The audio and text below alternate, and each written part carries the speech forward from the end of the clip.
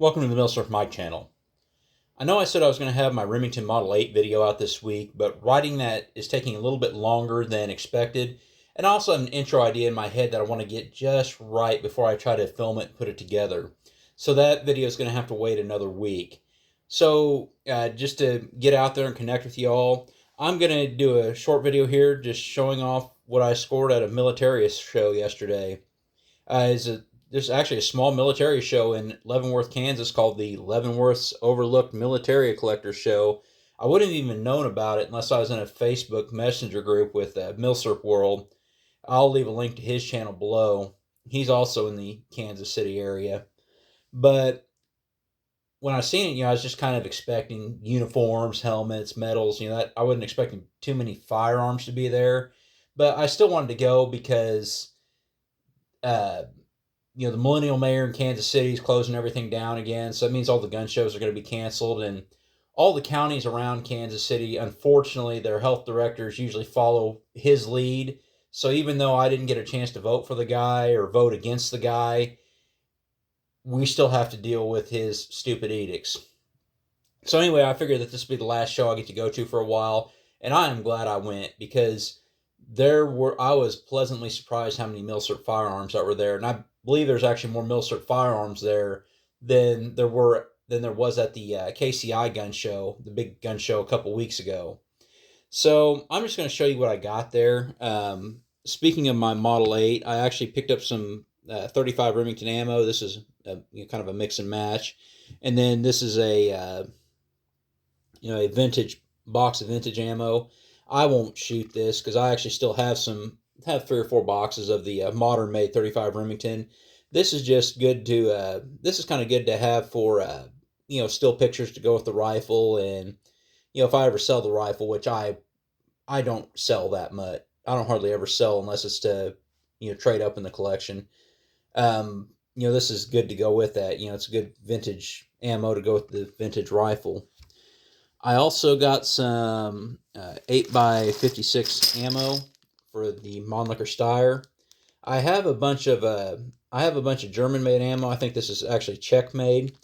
I'm going to do a couple videos before the end of the year on my Mannlicher Steyrs. One to kind of finish out my World War I rifles, and it's just kind of a good small little series to do. I'll have an M95 long rifle that was used in World War I. And then I'll have a carbine that was made later, an M95 34, which I'm sure that little thing is going to kick with that ammo. Of course, the thing on the table that probably jumps out at everybody is this P38 Walther. Now, I have a P38 Walther that it's a great shooter, but it's kind of pitted on one side. And, I got it just so I could have one. But I always kind of wanted this quote-unquote gray ghost. I wanted a better one in my collection, and I wanted to also, like I said, the quote-unquote gray ghost. Now, if you're a fan of Forgotten Weapons, you realize that Ian McCollum hates that term because that's a term that an importer put on it when they were advertising back in the 80s.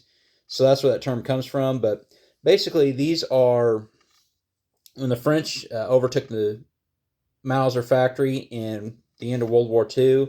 They put together a lot of firearms from the pieces that were there, and I actually did a video last year on my French-made K98K Mauser, my French Mauser from last year, and now I have a companion piece for that, a companion sidearm for it in this on the P38 Walther. So just look at a few markings on there. It has the Mauser marking. It has the star all over the place. The slide and the frame match serial number wise. And I took it apart. Not every little piece matches number wise, but the main pieces match. And with P38s, when you get a P08 Luger, matching is very important for firing, but these are a little more robust. So, but still, the important numbers match on there. And you'll notice a BH proof on there. That means that this is probably sold to the Austrian military at some point. So basically, this is put together by the French, the Mauser factory, and sold to the Austrians. Now, SVW, that was That was a code that the Germans started in 45, and I think the French just continued with it, the SVW 45. So if you see a rifle with SVW on it, that's a good likelihood that it was made under French supervision. These were made in 1945 and 46. Of course, I believe the Soviets basically said, get out of the Mauser factory or we're going to push you out. So they kind of stopped in the Mauser factory, but they took all the parts with them. And I believe there's an eye block that was actually put together in the 50s in France, and those are pretty rare. But the reason they're called Gray Ghost is kind of obvious, and the metal, the steel grips are a good sign of that. But like I said, that wasn't something originally called the French. It's just a moniker an advertiser put on it, and I'll probably do a more in-depth video on that at some point, but I'm just showing it off right now. And the guy who sold that to me also, he saw me later on the show. He's like, here, take a box of ammo to go with that. So he just handed me a box 9mm, which is pretty cool. So anyway, there's just a few things I obtained at the Militaria show yesterday. I hope you enjoyed them. If you like my content, I do a lot of videos on just history videos on various firearms. So if you like my content, check out my other videos. Like, share, comment, subscribe. Interaction helps out the YouTube's algorithms. Thank you for watching, and as always, have a great day.